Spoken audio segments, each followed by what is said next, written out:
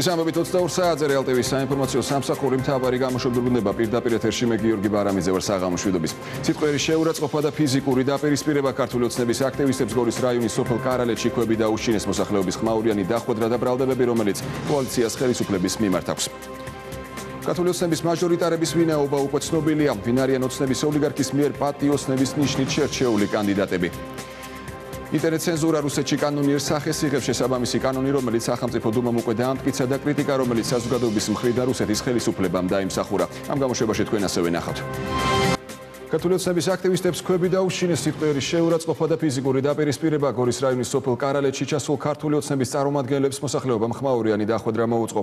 დევნილებთან შესახვედრად შიდა ქართლში კახი კალაძე, გიორგი ვოლსკი და სოზარ სუბარი ჩავიდნენ. კარალეთში იმყოფებოდა გიორგი ყარყარაშვილის დაშავებულია რამდენიმე ადამიანი. თემაზე ჩემი კოლეგა მაკა ჩიხლაძე მუშაობს, რომელიც პირდაპირ ეთერში ახლა თავად ისაუბრებს. მაკა, გისმენთ.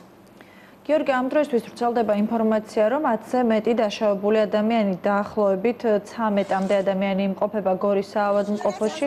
ამ ინფორმაციას თავად საავადმყოფოს პერსონალი ადასტურებს, თუმცა ის ინფორმაცია, რომ ამ დაზარალებულებს შორის მხოლოდ ქართული ოცნების წარმომადგენლები იყვნენ, არ დასტურდება, რადგან როგორც ჩვენ დღეს ვესაუბრეთ, ლიახვის ხეობაში მაჟორიტარ კანდიდატს ნაციონალური მოძრაობიდან მისი ინფორმაციით დაზარალებულები არიან.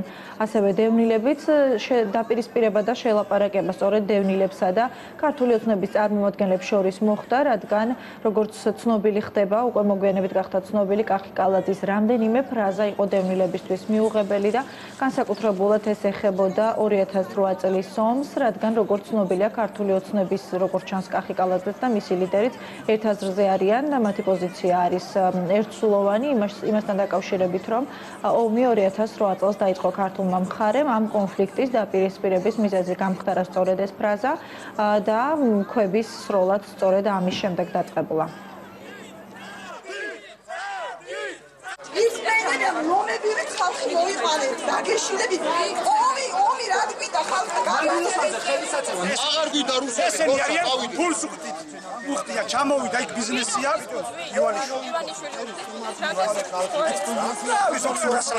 მოდიოდნენ და იდგნენ პრემიებს გვაძლევენ ის პრემიებს.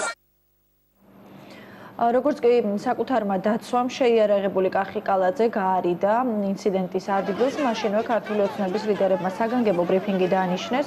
მანანა კობახიძემ და კახი კალაძემ გააკეთეს განცხადებები მომხდართან დაკავშირებით. კალაძე აცხადებს, რომ ეს იყო ხელისუფლების პოლიტიკური ზეწოლა, ასევე პროვოკაცია, რომელიც ხელისუფლებამ შეგნებულად მოუწყო ქართულ ოცნებას. მანანა კობახიძეც დაახლოებით იგივე აზრზე იყო, მან დაამატა ის, რომ დაზიანებულია კახი კალაძის მანქანა და ასევე ინფოცხრის ავტომანქანა ამ დაპირისპირებისას. გავრცელებული ინფორმაციით რამდენიმე ჟურნალისტიც არის დაზარალებული, თუმცა ეს ინფორმაცია ამ დრომდე ჯერჯერობით დადასტურებული არ არის, ის ალბათ მოგვიანებით გახდება ცნობილი. ჩვენ ახლა შეგვიძლია მოვისმინოთ მანანა კობახიძისა და კახი კალაძის განცხადებები ინციდენტის შემდეგ.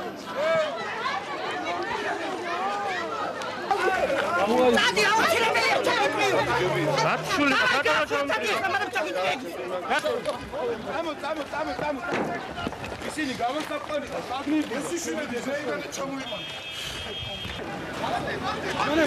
აკავარ შედათავარ გამოვა. ბაშები რა ბიჭები რა? კონდო შედა. დავай ბიჭებთან, მე გავაგან ჩავიდე ბიჭებთან.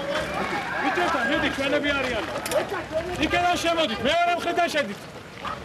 ეს რა არის? ამათ ბოძი დედა შევეც, ამათ როგორ გავა? ადი შენ.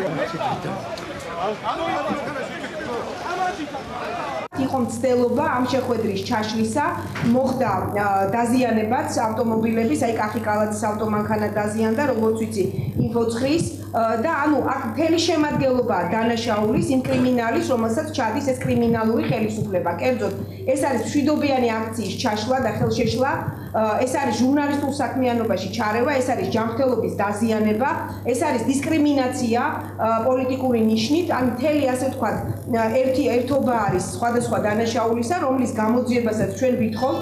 უბრალოდ როგორც გაგვიხსნეს კორიდორი, გადაკეტილი ჰქონდათ, მაგრამ რო თხოვეთ უბრალოდ გასაუბრება გვინდა, გაგვიხსნეს კორიდორი, როგორც კი შემოვედით და გამოგვეკიდნენ დაგვიშინეს კვები უკნიდან. ძალიან ბევრი ახალგაზრდა იყო იქ, რამოდენიმე დაზარალდა კიდეც. აი ასეთი უხამსობას ხოდა ადგილი კარელიტში მომხდარი ინციდენტიდან რამდენიმე წუთში შინაგან საქმეთა სამინისტრომ გაავრცელა ასევე სპეციალური განცხადება, რომელშიც სამინისტრო მოუწოდებს ყველა პარტიის წარმომადგენელს და ასევე მოქალაქეებს გამოიჩინონ თავშეკავებულობა და კანონის ფარგლებში იმოქმედონ. ასევე განცხადებაში ნათქვამია, რომ დაწყებულია საქმესთან დაკავშირებით გამოძიება და პოლიციის მიერ მიმდინარეობს მომხდარ ფაქტში მონაწილე პირების იდენტიფიცირება.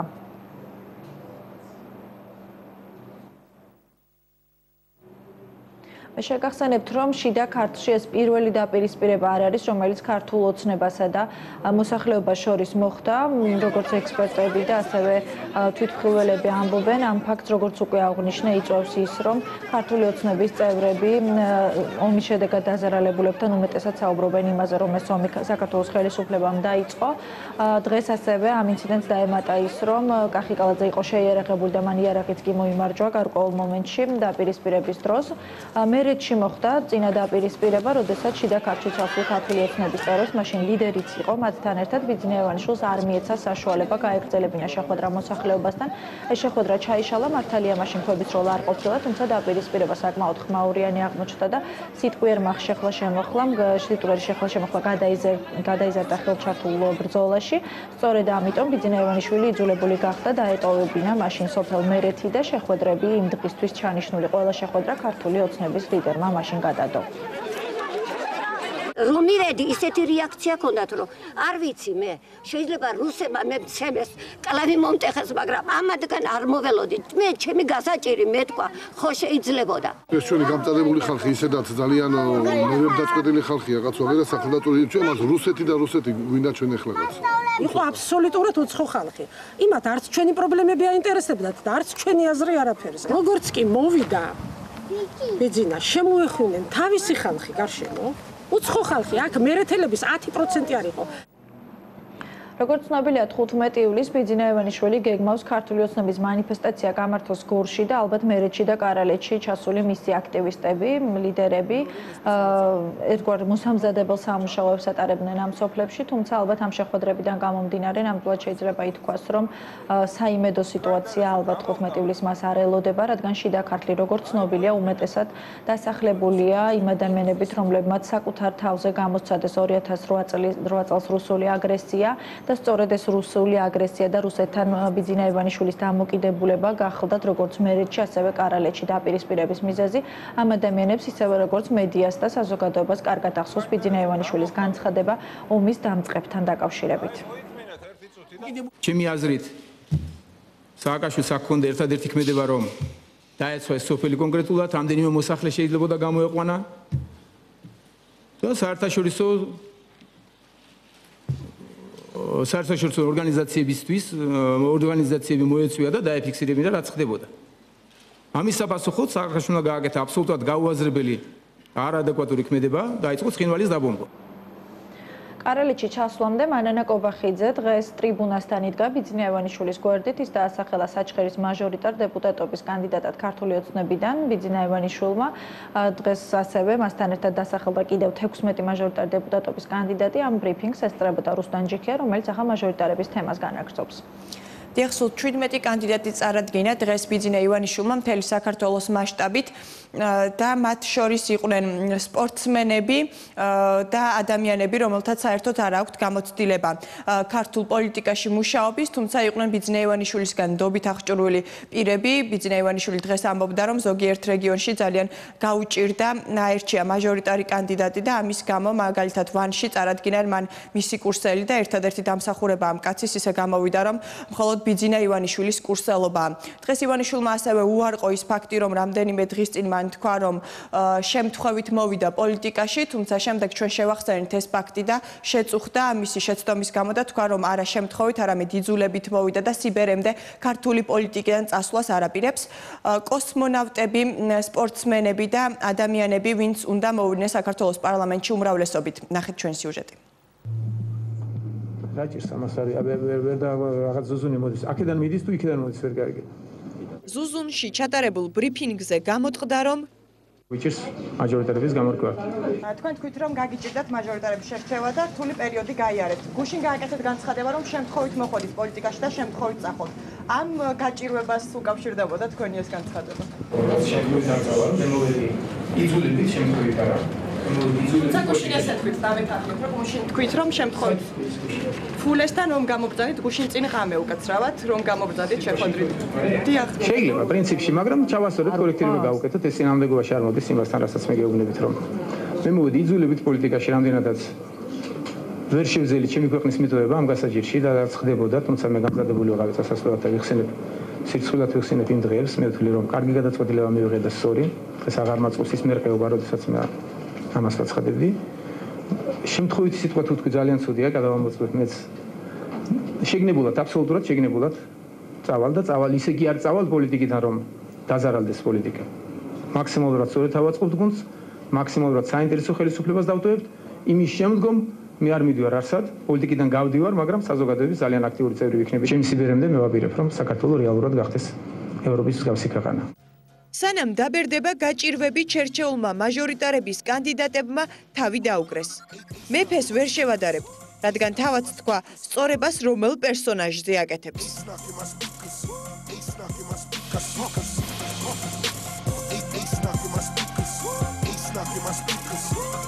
ეს უნდა იყოს თოვლის ბაბუა მთელი საქართველოსთვის, ესეთად უნდა დარჩეს ჩვენ კოალიციას ესეთი სახე უნდა შევქმნათ, რომ ესეთი მოლოდინი აქვს. ქართული ოცნება თოვლის ბაბუა.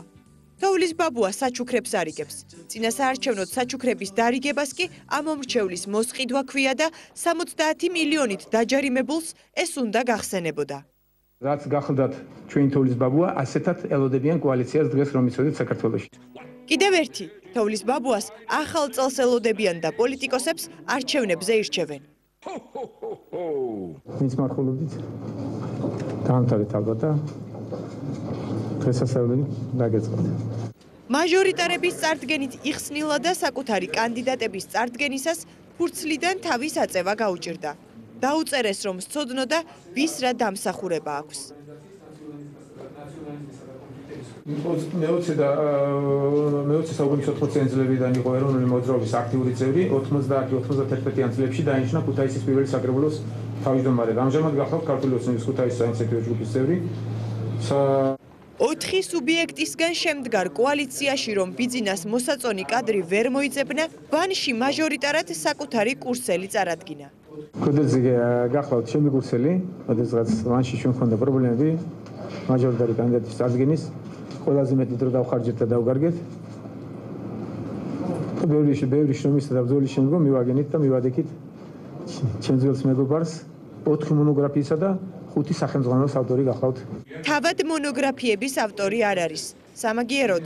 მე ხარატობა ვისწავლე, ზენგლობაც ვიცოდი და მე შლიფოში ხეხავს სწავლობდი ჩახსე. ქარხნიდან ვარ თორიეს.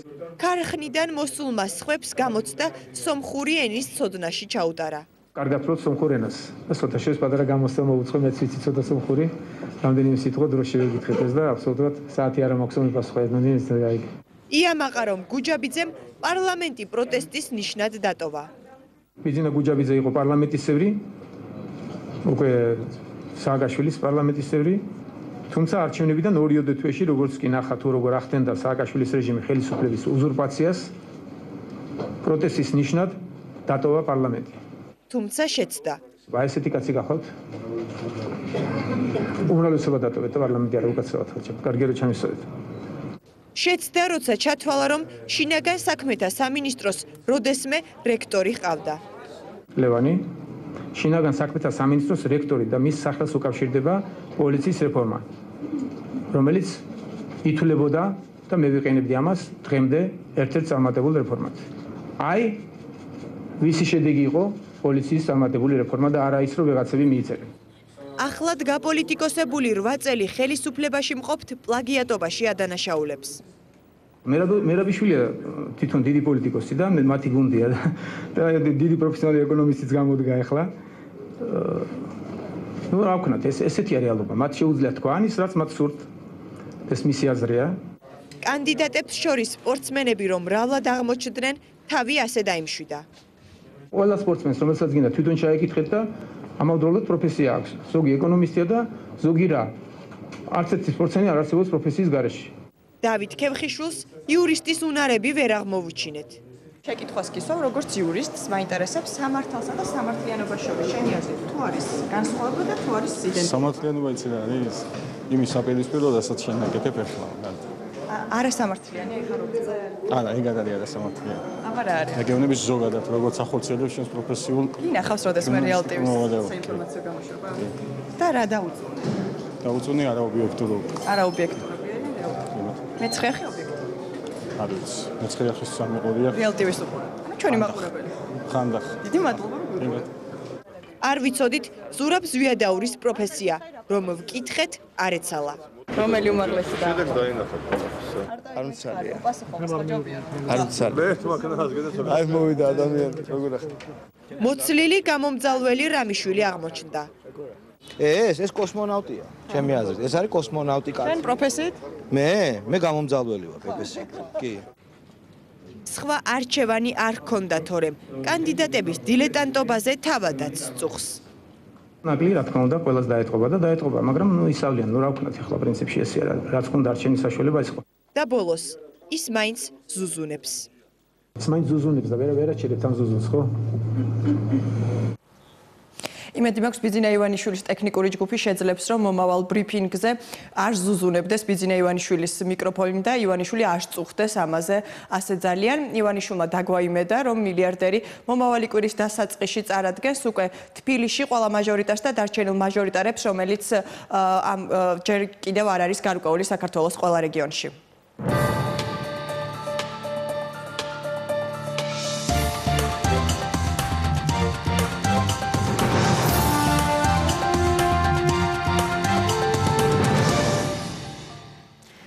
სახლებების და ექიმების შემდეგ ბიძინა ივანიშვილი პოლიტიკაში მოსვლას მოჭიდავეებთან ერთად გეგმავს ქართული ოცნების ლიდერმა საზოგადოებას სხვადასხვა რაიონების მაჟორიტარობის კანდიდატები პირადად წარუდგინა. ოლიგარქი აღიარებს, რომ მისი გუნდი ნაკლებად პოლიტიზირებულია, თუმცა ის არჩევას მათ ცნობადობაზე აკეთებს. ვისთან ერთად გეგმავს საპარლამენტო არჩევნების მოგებას ივანიშვილი ნახეთ სიუჟეტში. ივანიშვილის მაჟორიტარული სია პრაქტიკულად აპოლიტიკურია. პირველი მეოცნებისგან დავალებული მოჭიდავეები, ექიმები და მსახიობები როგორც ჩანს გაპოლიტიკოსებას ოლიგარქთან ერთად აპირებენ.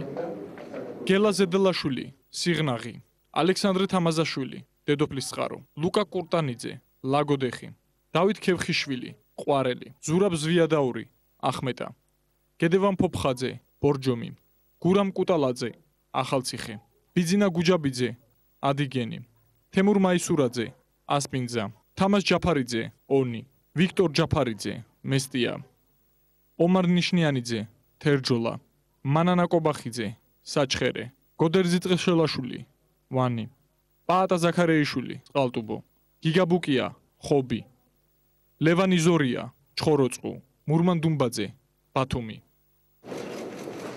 კახეთის ამ რეგიონში ივანიშვილმა სამი მოჭიდავე წარადგინა. ქართული ოცნებიდან პარლამენტში მოსახვედრად დავით ქევხიშვილი, ლუკა კურტანიძე და ზურაბ ზვიადაური იბრძოლებენ. ლაგოდეხში კენჭს ლუკა კურტანიძე იყრის. დღეს კურტანიძემ რეალტივის ისიც გაუმხილა, რომ ლაგოდეხი მისი პაპისეული სამშობლოა და ის ფესვებს უბრუნდება. ჩემი დადები არიან გათხოვილი ლაგოდეხში და 95 წლიდან იქ ცხოვრობს ჩემი მშობელი დედა და მე ხშირი ურთიერთობა მაქვს. ასე რომ მეტნაკლებად ვიცნობ ლაგოდეხის ასე ვთქვათ დადებით მხარეებსა, ძალიან ბევრ დადებიც უარყოფითზე ვერ ვიტყვი, იმიტომ რომ მე ყოველთვის დადებით ასე ვთქვათ მხრიდან ასე ვთქვათ აღვიქვამ ლაგოდეხს და ლაგოდეხის მაცხოვრებლებს. კურტანიძე საჭიდაო არედინდა პოლიტიკურ არენაზე ნინო ბურჯანაძემ გამოიყანა. მოჭიდავის წარმატებით აღფრთოვანებული ლედი ნინე ჯერ კიდევ მაშინ იყო დარწმუნებული, რომ დემოკრატიული მოძრაობისთვის სპორტსმენი დიდი შენაძენი იქნებოდა. მე მეამაყება, რომ ჩემს გვერდით ეხლა დგას არა მარტო დიდი სპორტსმენი, არამედ რაც ბევრად უფრო მნიშვნელოვანია. ძალიან დიდი მოქალაქე. პოლიტიკოსებად არ იბადებიან. ადამიანები იბადებიან ნიჭით ორგანიზატორობის, იბადებიან ნიჭის ამა თუ იმ სფეროს ნიჭიერებით. ლუკა კურტანიძის პოლიტიკურ ანგარიშზე განსაკუთრებული არაფერი ირიცხება, თუმცა ივანიშვილის ქართულ ოცნებაზე მწვავე განცხადებების გაკეთება სპორტსმენმა მაინც მოასწრო. თქვენ ვირთხებო, სადაც საგასწრებთ, იქ გიტირებთ დედას. დედამ რა დააშავა, მაგრამ თქვენ გაგსრეთ, თქვენ რესმი ლაპარაკებით რა დემოკრატიაზე ლაქლაქებთ, როცა ცოცხლად დამარხეთ და გამანადგურეთ. ხო და ამათი დედაც მოუახჭობ ყველას. ეკლესიური კაცი ვარ, მაგრამ ამას ვამბობ ხვამაღლა ყველას გასაგონად. ქართული ოცნების ლაგოდეხის რაიონის მაჟორიტარობის კანდიდატს ქუჩის აქციების დიდი გამოცდილება აქვს. კურტაინძემ საზოგადოება მამაუჩვენოს მისეული წაკითხვითაც გააოცა. მამაუჩვენო, რომელი ხარ ცათაშინა? იხავ ნება შენი. ვითარცად წმინდა იხავ სახელი შენი. მოვიდა სუფევა შენი. არჩევანკარი პოლიტიკოსი ბერობისთვისაც ემზადებოდა, თუმცა პოლიტიკაში საკუთარი ძალების კიდევ ერთხელ მოსინჯვა მას ბიძინა ივანიშვილმა გადააწყვეტინა. ლაგოდეხის მსგავსად ახმეტაში ფსონი მილიარდერმა ჩემპიონ ზვიადაურზე დადო.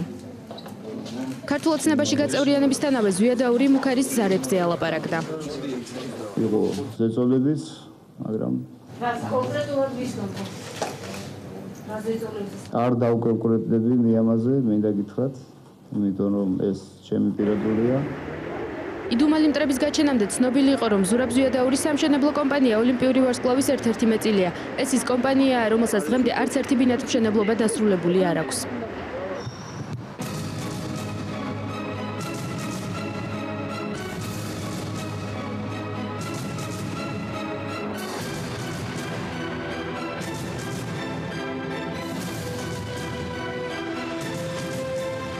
ეს არის ჩვენი წამოწყება, ოლიმპიური ჩემპიონების წამოწყება, რომელმაც ერთად მოვიფიქრეთ, რა როგორ ყოფილიყო და შემდეგ აი ახლა ვაჩვენებთ ხალხს თუ რა უნდა გავაკეთოთ მომავალში. ამ კადრების გადაღებიდან 8 წელი გავიდა, მაშინ ოლიმპიელი ზურაბ ზვიადაური ოცნებების ასრულებას ადამიანებს ახალი საცხოვრებელი სახლების აშენებით პირდებოდა. 29 წლის დავით ქევხიშვილი ქართული ოცნების მაჟორიტარი დეპუტატობის კანდიდატი ყვარელში იქნება. სპორტსმენების გარდა ივანიშვილის გუნდს მოაზროვნეც ეყოლება. კლუბის რასადროდის წევრი გედევან ფოფხაძე ოლიგარქმა მაჟორიტარად ბორჯომში დაასახელა. პოლიციის აკადემიის ყოფილი რექტორი ივანიშვილმა სამეგრელოში წარადგინა. ლევანი ზორია კენჭს ჩხოროწყუს რაიონში იყრის. სწორედ იზორიას სახლს დაუკავშირა ოლიგარქმა პოლიციის რეფორმის წარმატება. ის სახელს უკავშირდება პოლიციის რეფორმა, რომელიც ითვლებოდა და მე ვიყენებდი ამას დღემდე ერთ-ერთ წარმატებულ რეფორმად. აი, ვისი შედეგი იყო პოლიციის წარმატებული რეფორმა და არა ის, რომ ვიღაცები მიიწერენ. და დღეს მხოლოდ ვანოს უნდათ მიაწერონ ან მიშას. რეალურად ამ კაცმა განახორციელა ეს რეფორმა და მისი დამსახურება ეს შეშმარიტება თუ გინდათ რომ გაიგოთ დღეს საზოგადოება.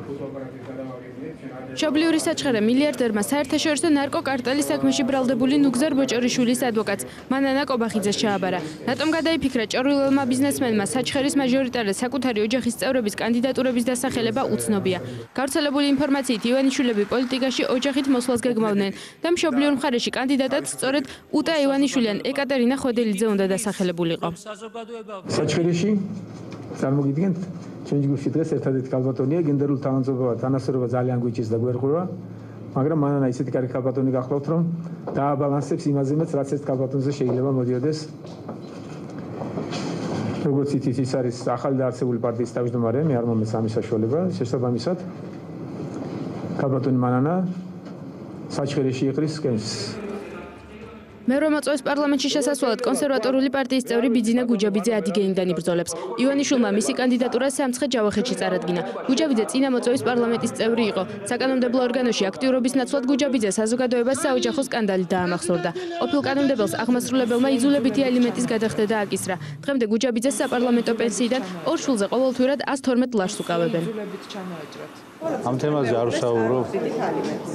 ვსაუბრობ ამ თემაზე, იმიტომ რომ გასაგები ზეზების გამბავშვი არის არასრულწლოვანი. თავისუფალი დემოკრატების შემდეგ ივანიშვილის საარჩევნო სიაში კონსერვატორები მოხვდნენ. კონსერვატორი გიგაბუკია ბიძინა გუჯაბიძის მსგავსად პარლამენტარის მანდატის მოპოვებას მეორედ შეეცდება. ივანიშვილმა ყოფილ დეპუტატს ნდობა გამოუცხადა და კანდიდატად ხობში დაასახელა. ეს იმათ შესახებ, ვისაც საზოგადოება მეტნაკლებად იცნობს. დასახელებულ კანდიდატებს შორის ბევრია ისეთიც, ვისი სახელი და გვარი დღეს პირველად გაჟღერდა.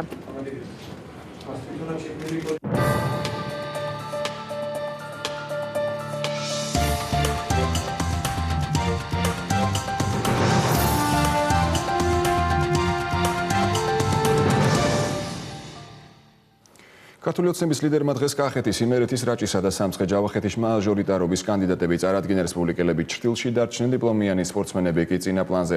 შემეკას ნაცვლად მანანა კობახიძე და ერთადერთი რესპუბლიკელი ზაქარიშვილი 17 კაციან სიაში. რა ნიშნით მოხაზა მილიარდერმა საპარლამენტო უმრავლესობის კონტურები და ვინ არიან მისი რჩეულები ანა ჯიქიაგი ამბობთ. Pulls ვინც იხდის მუსიკასაც რომის უკვეთავს, ბიძინა ივანიშვილმა კიდევ ერთხელ მაშინ დაამტკიცა, როდესაც რეგიონებში ქართული ოცნების მაჟორიტარი დეპუტატები დაასახელა. კოალიციაში შემავალი 5 პოლიტიკური სუბიექტიდან უმრავლესობა ივანიშვილის პარტიული კადრია. რაც შეეხება ახალი პარტიას ქართული ოცნება დემოკრატიული საქართველო, ეს უნდა იყოს. ამ პარტიის ლიდერი გახლა ვართ მე. უმეტესობაც ჩვენ უნდა გქონდეს არანაკლები 55%-ისა კოალიციაში, ეს ჩვენ შეჯერებული და შეთანხმებული გვაქვს თავშივე. ამ პრინციპს ვითვალისწინებთ. როგორც ჩანს, ოლიგარქი გაბრაზებული და იმედგაცრუებულია. როგორც თავად უწოდებს, ურეიტინგო რესპუბლიკელებთან მილიარდერის დუელი ივანიშვილის გამარჯვებით დასრულდა. ოლიგარქის კოალიციიდან ყველაზე ნაკლები კვოტით რესპუბლიკელები დარჩნენ. ბოლო ინფორმაციით, უსუფაშვილ ხიდაშელის პარტიიდან ოცნებას მხოლოდ 2 მაჟორიტარი ეყოლება.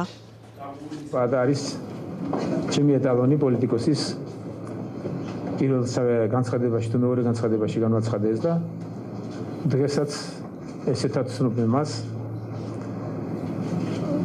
და ვიმეორებ რომ არ შემსდარვარ რაც სიტყვების დავხარჯე პარადაზე ისეთი მიმაჩნია ის დღეს აქვს თუ არა ზაქარიაშვილს წყალტუბოსთან რაიმე საერთო ეს მილიარდელს არ დაუკონკრეტებია თუმცა წყალტუბოს რაიონის მაჟორიტარობის კანდიდატსა და ოლიგარქს შორის პარალელები ბევრია ორივეს პოლიტიკური ვექტორი ჩრდილოეთისკენ იხრება ერთი თვლის რომ 2008 წლის ომი საქართველომ დაიწყო მეორე კი ფიქრობს რომ აფხაზეთი დამოუკიდებელი ქვეყანაა საქართველოს უნდა გააკეთა აბსოლუტურად გაუაზრებელი არადეკვატური ქმედება დაიწყო ცხინვალის დაბომბვა დღევანდელი გადასახედიდან მართლაც ძალიან მძიმე მდგომარეობაა, მაგრამ მის გამოსასწორებლად ბევრი ღონისძიების გატარება შეიძლება. მაგალითად, ვაღიაროთ აფხაზეთის პასპორტების საქართველოს შიდა მოხმარების პასპორტებად. მივცეთ აფხაზებს ამ პასპორტებით საქართველოს დანარჩენ ტერიტორიაზე განათლებისა და მკურნალობის საშუალება. შემოუშვათ ისინი ჩვენთან თავიანთი მანქანებით. ზღაპარი და მითიური აზროვნებაა ის, რომ აღნიშნულიც გარკვეულწილად აფხაზეთის აღიარებას ნიშნავს. ეს ასე არაა. ყველაფერი უნდა გავაკეთოთ გარდა იმისა, რომ შევცვალოთ კონსტიტუცია,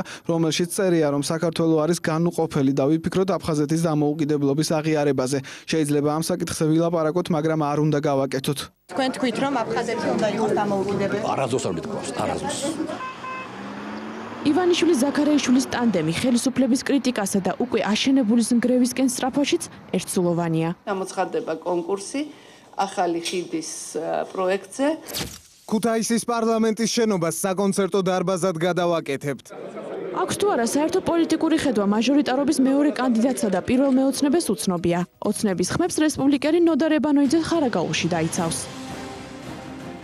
შუშის სასახლის კარზე გავლენა შესუსტებული რესპუბლიკელების ერთ-ერთი ლიდერი ოლიგარქზე ადრე ნათქვამას სიტყვა თავადად შეიწირა და პარტიაც. დავით ბერძენიშვილის მიერ თბილისის მაჟორიტარების დასახელებამ ივანიშვილს რესპუბლიკელებზე აზრის საბოლოოდ შეაცვლევინა. ოცნებაში მაშინვე განმარტეს, რომ მაჟორიტარობის დასახელება მხოლოდ მილიარდერის პრეროგატივაა. აბსოლუტურად ყველა გამონაკლისის გარეშე გამარჯვებული ამ კვლევებით არის ერთი და იგივე ხალხი. მაჟორიტარების წარდგენა არის ძალიან საზეიმო მოვლენა ნებისმიერი პოლიტიკური კოალიციის ცხოვრებაში, აქედან გამომდინარე მისი უპირატესობა მაჟორიტარების წარდგენისა აქვს კოალიციის ლიდერს. ზეიმი ოცნებაში მომავალ კვირას დაიგეგმა. ივანიშვილი თბილისის მაჟორიტარებს დაასახელებს, თუმცა მანამდე პირველმა მეოცნებამ გაამხილა, რომ ბერძენიშვილის კვლევების სიას და რეალობას ერთმანეთთან საერთო არაფერი ექნება. ცოტა იჩქარა დავითმა, ეს იყო მეტი არაფერი არ მოხდა, პრინციპში ცოტა აჩქარება გამოვიდა. იქ დამთხევა არ არის, იმ განცხადებებთან ზოგიერთ შემთხვევაში არ არის დამთხევა, პრინციპები ჩვენ დავიცავით. რესპუბლიკელებთან ბიძინას დიდი დაპირისპირების პიკი თინა ხიდაშელის საგაზეთო ინტერვიუც გახდა. მაშინ შუშის სასახლის კარზე ჩატარებული კასტინგების დედოფალი ამბობდა, რომ ის შესაძლოა არც ივანიშვილის პარტიულ სიაში და არც მაჟორიტარულში მოხდეს. დღესდღეობით 70% საქართველოს გარეთ ვატარებ. თუ ასე გავაგრძელე, გამორიცხულია მაჟორიტარობა შევძლო. ჯერ არ მაქვს გადაწყვეტილი საერთოდ ვიქნები თუ არა პარლამენტის წევრი. თუ ვიყარე კენჭი, იმ საქმეს უნდა დავანებო თავი, რასაც ახლა ვაკეთებ. ასე რომ ჯერ არ ვიცი საერთოდ ვიქნები სიაში თუ არა. სავარაუდოდ პირველი უთანხმოება ოლიგარქსა და რესპუბლიკელებს შორის ივანიშვილის მიერ რესპუბლიკური პარტიიდან გამოძევებული მურმან დუმბაძისთვის აჭარის ჩაბარება გახდა. დღეს უკვე ცნობილია, რომ დუმბაძე ივანიშვილის პარტიული კვოტით ბათუმის მაჟორიტარი კანდიდატი იქნება. ქართულ ბანკის 100%-იან და პროგრეს ბანკის 22-იან წილს ახალი მმართველი ყავს თბილისის საქალაქო სასამართლო მახსოვრების ეროვნული ბიუროს შუამდგომლობის შედეგად აუქციონზე გასაყიდად გატანილი ქართულ ჯგუფის იძულებით მმართველად ვლადიმერ უგულავა დანიშნა. ეკონომიკური პოლიტიკის კვლევების საერთაშორისო ცენტრის პრეზიდენტმა ჟურნალისტებთან პირველი კომენტარი უკვე გააკეთა. უგულავამ პირობა დადო, რომ ქართულ ჯგუფში შემავალი ყველა კომპანიის თანამშრომლის ინტერესების დაცვაზე იზრუნებს. ვინ არის ქართუს ახალი მმართველი და რა ბედიელის ფორუმელ ნოდარ ჯავახიშვილს ნინო ფოფხაძის შეუზეთი. თბილისის საქალაქო სასამართლო მახსოვრების ეროვნული ბიუროს შუამდგომლობის საფუძველზე ქართულ ჯგუფის იძულებით მმართველად ეკონომიკური პოლიტიკის კვლევის საერთაშორისო ცენტრის პრეზიდენტი ვლადიმერ უგულავა დანიშნა. ქართულ ჯგუფის ახალმა ხელმძღვანელმა ჟურნალისტებთან პირველი კომენტარიც გააკეთა და პირობა დადო, რომ კანონით გათვალისწინებულ ჩარჩოებში იმოქმედებს და იზრუნებს იმაზე, რომ ქართულ ჯგუფში შემავალი ყველა კომპანიის თანამშრომლის ინტერესები მაქსიმალურად იყოს დაცული. სასამართლოს გადაწყვეტილებით დავინესე ქართულ ჯგუფის მმართველად. ჩემი ამოცანა იქნება პროფესიონალიზმითა და კეთილსინდისიერებით შევასრულო კანონით ჩემზე მოინჯებული უფლებები და ამასთანავე ხაზგასმით მინდა აღვნიშნო, რომ ჯგუფში შემავალი ნებისმიერი ჯგუფში შემავალი კომპანიის ყველა თანამშრომლის ინტერესი მაქსიმალურად იქნება გათვალისწინებული. ქართულ ჯგუფის ახალი მმართველის დანიშვნას თავად ქართულ ჯგუფის დამფუძნებელი ბიძინა ივანიშვილი გამოეხმაურა. მთავარმა მეოცნებამ საქალაქო სასამართლოს გადაწყვეტილებაზე შეფასება ოპერატიულად გააკეთა და განმარტა, რომ მან ამის შესახებ არაფერი იცოდა. არც ვიცი, მინდა ინიშნა? ვლადიმერ უგულავა.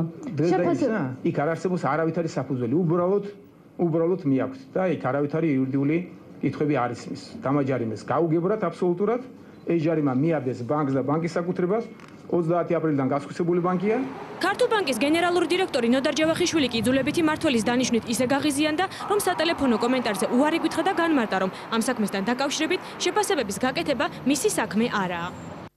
ესე იგი მე უნდა დღეს მარტო ვიფიქრე იმაზე, რომ მე ჟურნალისტს აფასუნგავს, მეტი საქმე არ შეიძლება მქონდეს მე. თითოჯერ რომ ველაპარაკო ყველა ჟურნალისტს, ამისთვის ამცალია სამ-სამჯერ შეიძლება რომ ვილაპარაკო. ანუ ვარს გეუბნებით ბატონო ნოდარ. ანუ დაარქვით უარი.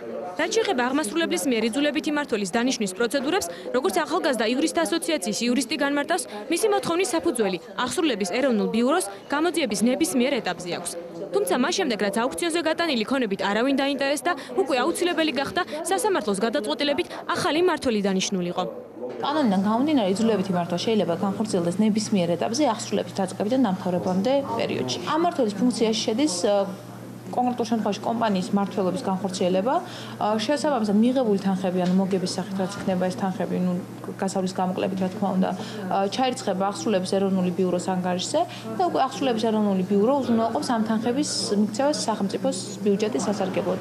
ბიძინა ივანიშვილის მფლობელობაში არსებული ქონების დაყადაღებისა და მისი აუქციონზე გატანის გადაწყვეტილება სასამართლომ მას შემდეგ მიიღო, რაც ბიძინა ივანიშვილმა დაკისრებული ჯარიმის გადახდაზე უარი თქვა. კონტროლის პალატამ ბიძინა ივანიშვილის მიერ განხორციელებული გადარიცხვები კანონდარღვევად ცნობდა მას საერთო ჯამში 74,318,397 ლარის გადახდა დააკისრა.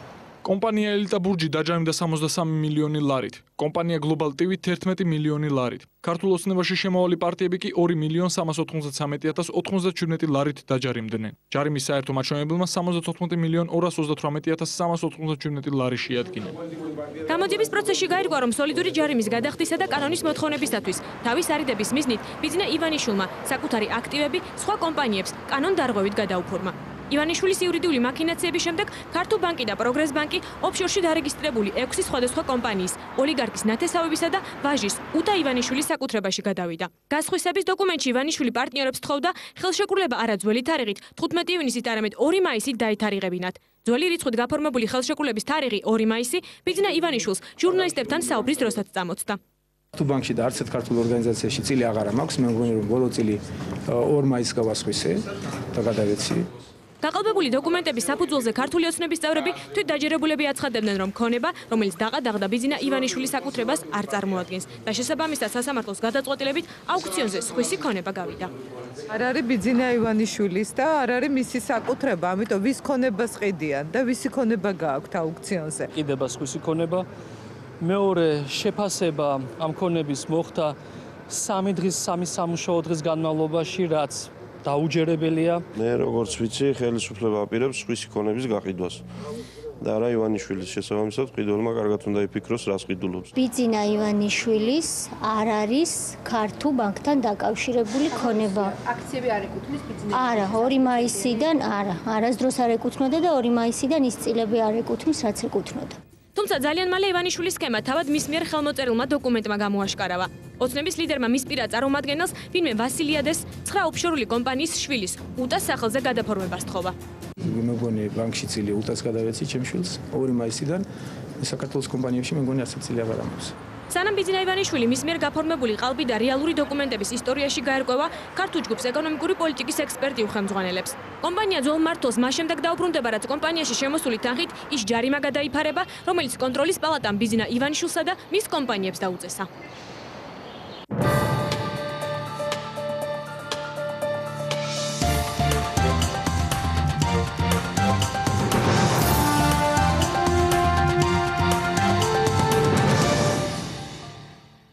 სტიქიას უკრაინაში, რუსეთსა და იაპონიაში ერთდროულად ებრძვიან ძლიერი წვიმა, ქარი და სეტყვა ოდესაში ამ დრომდე არ წყდება ქუჩებში, წყლის დონე 9 მეტრს მიაღწია, ხეები ძირფესვიანა და მოგლეჯილი. დაზიანებული ავტომანქანები და შენობა ნაგებობები, თუმცა გადასულთა და დაშავებულთა შესახებ ინფორმაცია. ამ დრომდე არ ვრცელდება წყალდიდობისა და შტორმის შედეგებს ებრძვიან რუსეთში, იაპონიასა და ამერიკაშიც. მასშტაბური სტიქიიდან 5 დღის შემდეგ რუსეთის მოსახლეობა სტიქიის შედეგების ლიკვიდაციას საკუთარი ძალებით ცდილობს. მოსახლეობის დიდი ნაწილი მთავრობის მიერ დარიგებული კომპენსაციების გამოჩივის და ხელისუფლებას უყურადღებობაში ადანაშაულებს. იმედი გვაქვს, რომ ელემენტარულ დახმარებას მაინც გაგვიწევენ ჩვენ დავრჩით საცხოვრებლის და ყველანაირი ქონების გარეშე. 2 ბავშვი გვყავს, არც ჩასაცმელი გვაქვს და არც ავეჯი.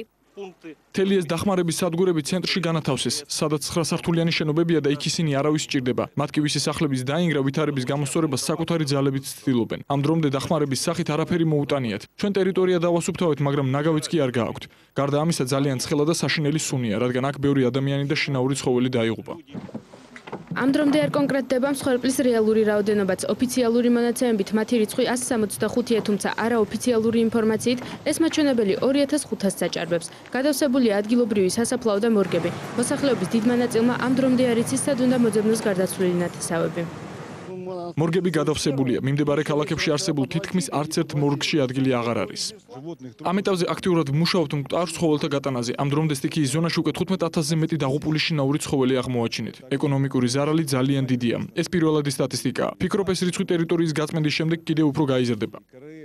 რუსეთის პარალელურად სტიქიამ დიდი ზარალი მიაყენა უკრაინასაც. ქალაქ ოდესას ძლიერი წვიმა, ქარი და სეტყვა დააწყვეტა თავს. დაიწყორა რამდენიმე ქუჩა. გავრცელებული ცნობით ზოგად დილას წყლის დონე 9 მეტრს მიაღწია. სტიქიამ ხეები ძირფესვიანად მოგლიჯა. დაზიანდა მანქანები და შენობები, თუმცა გარდაცვლილთა და დაშავებულთა შესახებ ინფორმაცია ამ დრომდე არ ვრცელდება.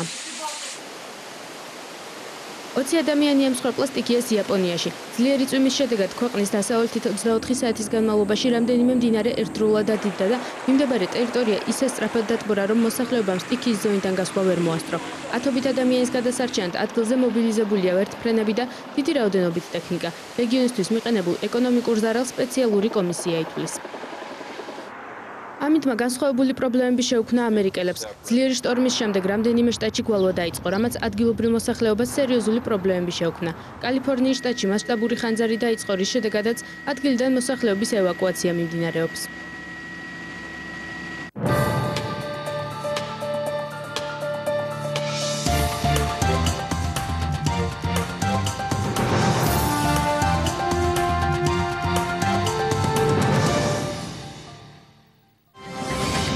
განახლებული გედების ტბა, სასეირნო ბილიკები, ახალი შადრევანი, ჩოგბურთის მოედანი და მხატვრის სახლი. საქართველოს პირველი პირი ქობულეთის სარეაბილიტაციო სამუშაოებს გაეცნო. ამ ხალხს რომეთ გამო აქეთ ყველაფერი ქონდეს უფალში დაწყებული პლაჟების აბსოლუტური 99%-დან და დამთავრებული კინოთეატრებით, ბავშვთა ატრაქციონებით. ცირე რეკლამის შემდეგ დღის ამბები კვლავ პირდაპირ ეთერშია. ინტერნეტ ცენზურა რუსეთში კანონიერ სახეს იღებს. სახელმწიფო დუმამ შესაბამისი კანონის სამი მოსმენით დაამტკიცა. კანონს უკვე მოყვა მკაცრი კრიტიკა სამოქალაქო საზოგადოებისა და ოპოზიციის მხრიდანაც. ბოლო დროს ინტერნეტი ვლადიმერ პუტინის წინააღმდეგ ბრძოლის ერთ-ერთ მთავარი იარაღად იქცა. დუმის გადაწყვეტილებას ოპოზიცია სწორედ ამ ფაქტს უკავშირებს, აშინებს თუ არა. კრემლს ინტერნეტში მათ საწინააღმდეგოდ გავრცელებული ინფორმაცია, ამის შესახებ კომენტარს ექსპერტები აკეთებენ. Здравствуйте, граждане. А вы когда-нибудь ვიდეო რგოლის задумывались ჩვენება, над тем, სადაც რუსეთის მოქალაქეებს საკუთარ მოვალეობებსა და კონსტიტუციური უფლებების შესახებ ახსენებენ, რუსეთის ტელევიზიით აკრძალეს. Зачем знать свои права и свободы? Вам достаточно რუსეთის მოქალაქეები ხელისუფლების უსამართლობაზე მხოლოდ სახლში, ალკოჰოლის მიღებისას მსჯელობენ. ქვეყნის სათავეში ხელისუფლება მხოლოდ კონკრეტულ პირებს შორის შეთანხმების საფუძველზე მოდის. რუსეთის პოლიტიკური მატარებელი დიდი ხანია სწორ კურსს ასწდა და ის ხელისუფლებაში ყოფნას მხოლოდ მოსახლეობის ხარჯზე ახერხებს. Сохранить порядок и территориальную целостность, чтобы каждый гражданин имел определенные права и свободы. Все равны перед законом и судом. ამ ყველაფერს კი ისიც ემატება, რომ ხელისუფლება საკუთარი უკანონობის გამართლებას კანონმდებლობით ცდილობს და ადამიანებს უფლებას და თავისუფლებას ერთი მეორის მიყოლებით უკრძალავს. Без оружия проводить собрания, митинги и демонстрации, шествия и ვიდეო, რომლის ჩვენებაც ტელევიზიით აიკრძალა, რუსეთში ბოლო დროს განვითარებული მოვლენების გამოძახილია. რუსეთის საღამოს დუმამ მორიგი კანონი მიიღო, რომლის მიხედვითაც ის პუტინის წინააღმდეგ ბრძოლის ერთ-ერთ მთავარ იარაღს, ინტერნეტს გააკონტროლებს. სატელევიზიო არხები ფაქტობრივად დახურულია, რადგან ყველა მათგანი სახელმწიფოს ეკუთვნის. ინტერნეტი ერთადერთი სივრცეა, სადაც ოპოზიციას შეუძლია საკუთარი აზრი დააფიქსიროს. ამასთან ინტერნეტი ძალიან ფართოვდება და მის მომხმარებელთა რაოდენობა ტელემაყურებლებს მალე გადააჭარბებს. შიშობ ხელისუფლება კანონით მანიპულირებას მოახდენს და მისი საშუალებით ოპოზიციური ვებგვერდების დახურვას შეეცდება. ეს რა თქმა უნდა დაუშვებელია. მმართველი პარტია იძინაია რუსეთის მიერ ინიცირებულ კანონს დუმაში თავიდანვე მწვავე კრიტიკა მოჰყვა. მის შედეგადაც საკანონმდებლო ორგანო იძულებული გახდა გარკვეულ დათმობაზე წასულიყო. კანონი ადამიანთა ჯგუფის შექმნას ითვალისწინებს, რომლებიც დამოუკიდებლად გადაწყვეტენ თუ რა ინფორმაცია ჩდება კანონმდებლობაში. იმ ინფორმაციას კი, რასაც ისინი არაკორექტულად მიიჩნევენ, სპეციალური ტექნიკის საშუალებით თავადვე დაბლოკავენ. კანონი ითვალისწინებს ეგრეთ წოდებული ინტერნეტის შავ სიას, რომელსაც ადამიანთა გარკვეული ჯგუფი აკონტროლებს. ამ ადამიანთა კომპეტენცია და ავტორიტეტი ჩვენთვის უცნობია. არავინ იცის, ვინ იქნებიან ისინი. დუმამ ჯერ თავისუფალი შეკრების შეზღუდვის შესახებ მიიღო კანონი. შემდეგ არასამთავრობო ორგანიზაციების აგენტების სტატუსი მიანიჭა. ახლა ინტერნეტსაც მიადგა. არ გამოვრიცხავ, რომ მალე ადამიანთა უფლებების საერთოდ გაუქმდეს. მმართველი პარტიის გადაწყვეტილებას უკვე მოჰყვა მკაცრი კრიტიკა არასაპარლამენტო ოპოზიციის მხრიდან. კანონის მიუხედავად სოციალურ ქსელში მის წინააღმდეგ მობილიზება უკვე დაიწყო. ოპოზიციამ შვებულებაზე უარის თქმა გადაწყვეტა. 14 ივლისიდან ისინი ხელისუფლების წინააღმდეგ მასშტაბური საპროტესტო აქციების გამართვას გეგმავენ. ასი ადამიანი დაიღუპა ნიგერიაში მომხდარი ავარიის დროს, რომლის დროსაც საწვავის საუზი აფეთქდა. გავრცელებული ცნობით ტანკერს ერთ-ერთ რეგიონში პრობლემები შეექმნა, გაჩერდა საწვავა კი გაჟონვა დაიწყო მოსახლეობამ. ამ საწვავის აღებას სადარა დროსაც ტანკერი აფეთქდა. გარდაცვლილთა შორის ქალები და ბავშვები არიან, მსხვერპლის რაოდენობა ამ დრომდე ზუსტდება.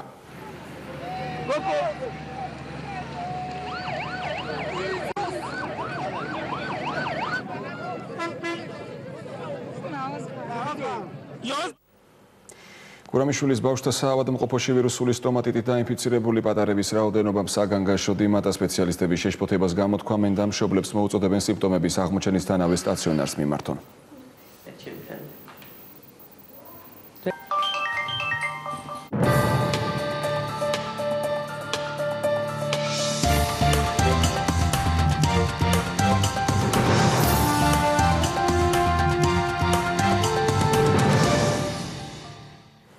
განახლებული გედების ტბა, სასერნო ბილიკები, ახალი შადრევანი, ჩოგბურთის მოედანი და მხატვრის სახლი ქობულეთში მასშტაბური სამუშაოები მიმდინარეობს. ყოველდღე დღეს საქართველოს პრეზიდენტი სტუმრობდა მიხეილ სააკაშვილმა ის 1 კილომეტრიანი ჯებირიც დაათვალიერა, რომლის რეაბილიტაციისთვის 4 მილიონი ლარია გამოყოფილი. ქობულეთში ნაპირსამაგრის სამუშაოების მიმდინარეობა, რომელიც 30 ივლისს უნდა დასრულდეს, დღეს საქართველოს პრეზიდენტმა მიხეილ სააკაშვილმა თავად მოინახულა. მუშები საიდან იყო? ძირითადად აქ იყო 84%-ამდე ადგილობრივი მუშები ქობულეთიდან. ადგილობრივობა მიიღეს კვალიფიკაცია. მაგარია რა, იმიტომ რომ ქობულეთი ამ კვალიფიკაციას თუ მიიღებ, ყოველთვის გამოიყენებენ. ამ ბულვარის გაკეთება რას ნიშნავს, რომ გარშემო ყველა სამი წკრივი ქუჩების სასტუმროები რაღაცეები ყველა გამოა. ადრე გამოსასვლელი აფერარი. ქობულეთია გეგმაზობიერად ნადგური და მაშინაც კი როცა ბათუმის აღშენობა დაიწყო, ქობულეთს ხელი ვერ მოასწრა დროზე შეულა რაღაც ნაწილებში და ისე კიდევ უფრო ქვემოწავდა. და ეხა კონტრასტი ძალიან ნათელი გახდა, რომ ბათუმი ასე ძალიან მაგარია ყოშფროს წინაზრდილი და ქობულეთი ასეთ მდგომარეობაში. ქობულეთი ეხა იმ გამოცდილების გათვალისწინებით უკეთესი შეიძლება. გადაგესწრება. 1 კილომეტრიანი ჯებირები და დაზიანებული სანაპირო ზონა წყალდიდობის დროს მოსახლეობას ხშირად პრობლემებს უქმნიდა. მალე ქობულეთში ახალი პარკიც გაიხსნება. პრეზიდენტის განცხადებით დაგეგმილია ახალი შადრევნის, ხატვის სახლისა და კინოთეატრის გახსნაც. ასევე მოეწყობა ჩოგბურთის მოედანი, განახლდება გედების ტბა და დაიგება სასეირნო ბილიკები. ჩვენ ყველგან ვაკეთებთ ძალიან ბევრ საჯარო სივრცეს. საერთოდ ბევრგან სადაც არის მაგარი კურორტები, ყველაფერი არის კერძო. აი ფეხს ვერ გადაადგავ. თვალს ვერ გაახელ კერძო სექტორში რო არ შეხვიდე ფული რო არ დაგაყრევიო. ჩვენ ბათუმში 22 კილომეტრიან ბულვარს ვაკეთებთ. მე რო პრეზიდენტი გავხდი, მაშინ ხო კილომეტრში ვიდაც ხო ლევა რო გახდა აჭარის თავმჯდომარე. აჭარის თავრობის თავმჯდომარე. ეს მოცეკვავე შადრევნები, ეს პარკები, ეს სავარჯიშოები, ეხა ეს უფასო კინოთეატრი, ყველაფერი ემსახურება იმას, რომ ხალხი რომელიც ჩამოდის და პრინციპში რომელსაც იმაზე მეცახდებიან სასტუმროში წესით, ვინც როგორც წესი უნდა ღირდეს და ჩვენ ამას მუშაობთ, რომ ეს როგორ გაიაფთ ეს, იმიტომ რომ აქაც გაიგოთ ხალხმა სარგებელი, უფრო იაფი გაქირეების ყველაფერს. ყოველ შემთხვევაში ამ ხალხს რომელიც გამოაკეთ ყველაფერი ქონდეს უფასო დაწყებული პლაჟების აბსოლუტური 99%-დან და დამთავრებული კინოთეატრებით, ამ ბავშვთა ატრაქციონებით, რაღაცეებით, ბევრი რაღაცით, რათა უბრალოდ ბოლოტათან გამოიყენა და ვიზრო დასასვენებელი ადამიანს ქონდეს. ქობულეთის შემდეგ მიხეილ სააკაშვილის სოფელ ხუცუბანთან ქვის ფილების დამამზადებელ საწარმოშიც მივიდა. საწარმო 9 თვის განმავლობაში შენდებოდა და მან პირველი პროდუქცია მიმდინარე წლის მარტში გამოუშვა. ბათუმში ამას ვაკეთებ, ხო როგორ? თელი ბათუმი და ქობულეთი, ზოგადად თელი აჭარა სარგებლობს აღნიშნული ქარხნის ფილები. ბათუმში გაჩერებული ქონდა იმის გამო რომ ამას ჩვენ ფაქტობრივად მოსახლეობასაც აუხსენით, იცით ბათუმი გადათხილი იყო, მაგრამ ვარჩივნეთ, ქონდა ალტერნატივა თურქული, ირანული, სხვა ქვეყნის ფილების ყიდვის. როგორც კი ინვესტორი გამოჩნდა და თქვა რომ ჩვენ ავამუშავებთ და დავასაქმებთ ადგილობრივ და საწარმოს გახდით, გავჩერდით 3-4 თვე დაველოდეთ, მაგრამ დაველოდეთ იმ მიზნით რომ მართლაც ადგილობრივი საწარმო შექმნილი იყო და ჩვენი ფული ქვიშის მეტია, ღორღის მეტი რა გქონდა.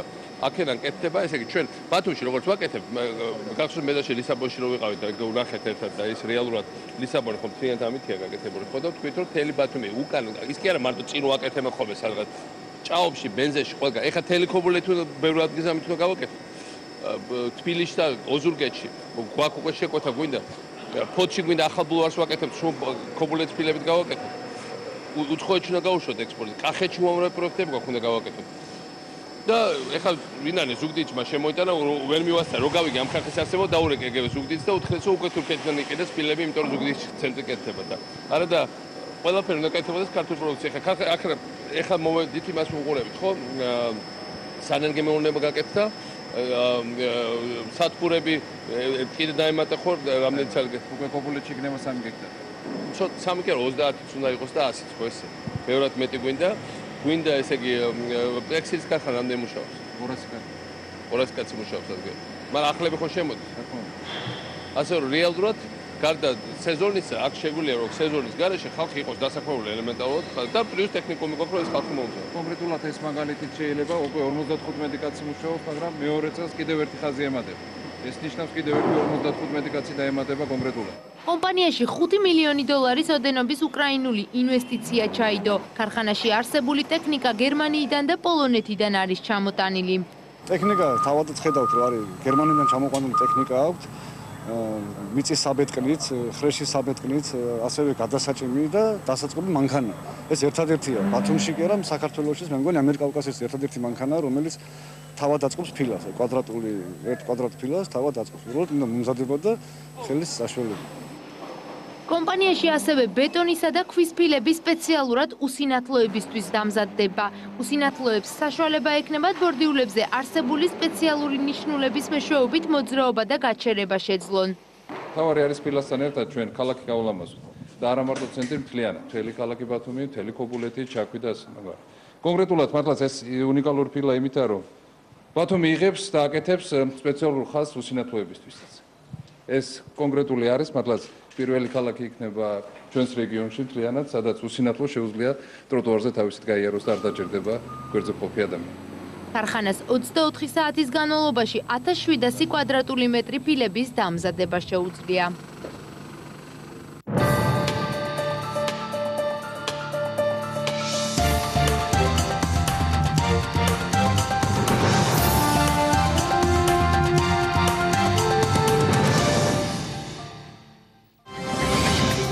რუსთავის მეტალურგმა UEFA-ს თასის პირველი ეტაპი უდიდესი უპირატესობით გადალახა. საქართველოს ვიცე-ჩემპიონს ჩეხური პლზენი ელოდება. აცილე რეკლამის შემდეგ პირდაპირ ეთერში სპორტის სიახლეებით ბრუნდებით, რომელსაც ჩემი კოლეგა გიორგი გულბანი გაგოსმოს აღმშვიდობს გიორგი. მოგესალმებით.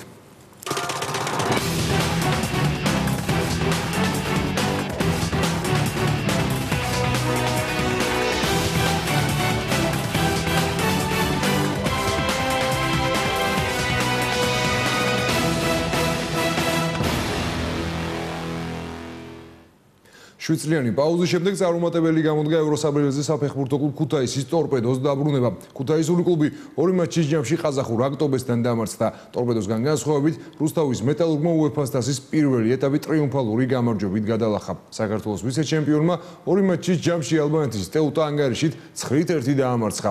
მეორე საკვალიფიკაციო ეტაპზე მეტალურგის მეტოქე ჩეხური პლზენი იქნება. გათამაშების მეორე რაუნდის პირველი მატჩები 19 ივლისს, საფასხო კი 1 კვირის შემდეგ 26-ში გაიმართება. რუსთავის მეტალურგმა ალბანურ ტეუტას 2 მატჩის ჯამში გამანადგურებელი ანგარიშით 9-1 აჯობა. 2 მატჩიანი დუელის პირველი შეხვედრა საქართველოს ვიცე-ჩემპიონმა სტუმრად ალბანეთში 3-0 მოიგო. კიდევ უფრო გოლიანი გამოდგა ამ გუნდებს შორის გამართული საფასუხო მატჩი. მიხეილ მესხის სახელობის სტადიონზე მეტალურგმა ტეუტა 6-1 დაამარცხა. გამარჯვებულთაგან დღეს დუბლით ექვ თურმანიძემ და ტატანაშვილმა შეასრულა. გოლი კი მიქა ბერძის და გეწაძის ანგარიშია. რა თქმა უნდა, ყოფილები ვართ ანგარიშიდან გამომდინარე, აშკარა უპირატესობით წარიმართა ჩვენ ეს თამაში და სასიხარულოა რომ ამდენი გოლი გავიტანეთ. გულშემატკივარი ვარ, მაყოფილი იქნება ალბათ. არ გამოვყოფთი ხა პირადად ჩემ თამაშს, ან თუნდაც რომელიმე ფეხბურთელის თამაშს, როცა იგებს, გუნდი იგებს და ეს შედეგი, ჩავთვლით, რომ ძალიან იოლი გამარჯვება მოვიპოვეთ, ან ძალიან სუსტი გუნდი იყო. რუსთავული კლუბის წარმატებაში მნიშვნელოვანი წვლილი მეტალურგის ერთგულ კომაგებთან ერთად ეროვნული ნაკრების ფან-კლუბმა ჯვაროსნებად შეიტანეს, რომლებსაც დღეს დაარსებიდან 1 წელი შეუსრულდათ. რა თქმა უნდა, გულშემატკივარს ძალიან დიდი მნიშვნელობა აქვს და ზუსტად ამიტომ გვინდა, რომ ყოველთვის როცა ქართული გუნდები თამაშობენ, რომ რაც შეიძლება მეტი ხალხი იყოს, რომ უფრო მაგრად დაუდგეთ და უფრო დიდ შედეგებს მივახციოთ ჩვენ გუნდებთან ერთად. რა და ესაა ჩვენი მთავარი მიზანი. დაუძლებთ ისევე დანარჩენ ბარიერს და მოხვდებით ევროპის ჯგუფურ ეტაპზე და რა ვიცი, ეს იქნება ჩვენთვის ძალიან დიდი წარმატება, ისევე როგორც რუსთავისთვის, ისევე მთელი საქართველოსთვის.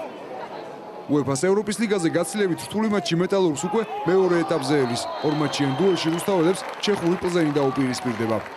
ყველამ კარგად იცის, რომ კარგი გუნდია წინა წელს ლიგაშიც იყო ჯგუფურ ეტაპზე და ამიტომ კარგი გუნდია რა და ფავორიტები ჩვენ ნამდვილად არ ვართ, მაგრამ ჩვენ ყველა თამაშზე გავდივართ საბრძოლველად და მოსაგებად რა და ვიბრძოლებთ და ნახოთ რა გამოვა. შვიდწლიანი პაუზის შემდეგ ევროსარბიელზე წარუმატებლად დაბრუნდა ტორპედო. ქუთაისელებმა UEFA-ს თასის პირველი საკვალიფიკაციო ეტაპი ორი გადალახეს. ყაზახურ აქტობესთან შიმფრედთან თამაშები მატჩის შემდეგ ტორპედო სტუმრად 1-0 დამარცხდა. ქართველი ოფროუდერების საერთაშორისო ტურნირისთვის ემზადებიან 14-15 ივლისს თურქეთის ქალაქ არდეშენში გასამართ ფესტივალზე 13 ქართული ეკიპაჟი იასპარეზებს. შეჯიბრებაზე ასევე თურქეთის, სომხეთის, აზერბაიჯანისა და ირანის წარმომადგენლები გამოვლენ. საერთაშორისო ტურნირისთვის საქართველოდან ყველაზე საუკეთესო მრბოლები შეირჩენ. ქვეყნის ღირსებას გამოცდილი და არაერთი საერთაშორისო შეჯიბრების გამარჯვებული ეკიპაჟები დაიცავენ. ოფროუდ ტურნირი ტარდება ექსტრემალური ფესტივალის ფარგლებში. ამ ტურნირის ორგანიზატორია თურქეთის ოფროუდ კლუბი და ქართველი ოფროუდერები მონაწილეობას მიიღებენ საერთაშორისო ოფროუდ შეჯიბრში, სადაც დაიცავენ საქართველოს ღირსებას და დარწმუნებული ვარ, რომ გამარჯვებულები ოქროს მედლით დაბრუნდებიან. საკმაოდ სერიოზული კონკურენტები ყავს, როგორც თურქეთიდან, ასევე საბერძნეთიდან, რუსეთიდან, აზერბაიჯანის, სომხეთიდან. ჩვენ შესაბამისად მოვემზადეთ და იმედი გვაქვს გამარჯვების. ლონდონის ოლიმპიური თამაშებისთვის ამერიკის საკალათბურთო ნაკრების საბოლოო შემადგენლობა ხდება ცნობილი. ოლიმპიადაზე ოცნების გუნდის შემადგენლობაში NBA-ს დასრულებული სეზონის ტრიუმფატორი LeBron James-ი ასპარეზებს. LeBron-ის ბრწყინვალე თამაშმა Miami Heat-ის ჩემპიონის ტიტული მოაგებინა. ეროვნული ნაკრების ღირსებას დაიცავს Lakers-ის ლიდერი Kobe Bryant-იც. ამერიკის ნაკრებში ასევე იასპარეზებენ ოკლაჰომას კალათბურთელები Kevin Durant-ი და Russell Westbrook-ი. Dream Team-ის ცენტრი კი Tyson Chandler-ი იქნება. ნაკრებში თამაში უდიდესი პასუხისმგებლობაა. ამერიკას უძლიერესი გუნდი ყავს მსოფლიოში. ჩვენი გუნდის თამაშს ბავშვობაში ყოველთვის უყურებდი და არ მეგონა ოცნება ასე მალე თუ ამიხდებოდა. ამჯერად ჩვენი მთავარი მიზანი ოლიმპიადის მოგებაა. ოლიმპიადაზე ასპარეზობა ამერიკის ნაკრების მაისურით დიდი პატივია ჩემთვის. ჩვენ ყველა პირობა გვაქვს იმისა, რომ მედლებს დავეუფლოთ. ამერიკის ნაკრებს საუკეთესო კალათბურთელები ჰყავს და ოლიმპიადის მოგების მთავარი ფავორიტები. სკანდალი მსოფლიო ფეხბურთის ასოციაციაში FIFA-ს ყოფილი პრეზიდენტი ჟოაო აველანჟი გრთა მის აღებაშია მხილებული. აველანჟი ორგანიზაციას თითქმის 30 წლის განმავლობაში ხელმძღვანელობდა და მის სახელს მრავალი მნიშვნელოვანი გადაწყვეტილება უკავშირდება. შვეიცარიის სასამართლოს მიერ გამოქვეყნებული დოკუმენტებიდან ცნობილი ხდება, რომ აველანჟმა და ბრაზილიის ფეხბურთის ფედერაციის ხელმძღვანელმა რიკარდო ტეშეირამ FIFA-ს ეგიდით ჩატარებული დიდი ტურნირების, მათ შორის მსოფლიო ჩემპიონატის თამაშების ტრანსფერების უფლების გაყიდვით ერთ-ერთი მარკეტინგული კომპანიისგან სოლიდური ფულადი თანხა აიღეს.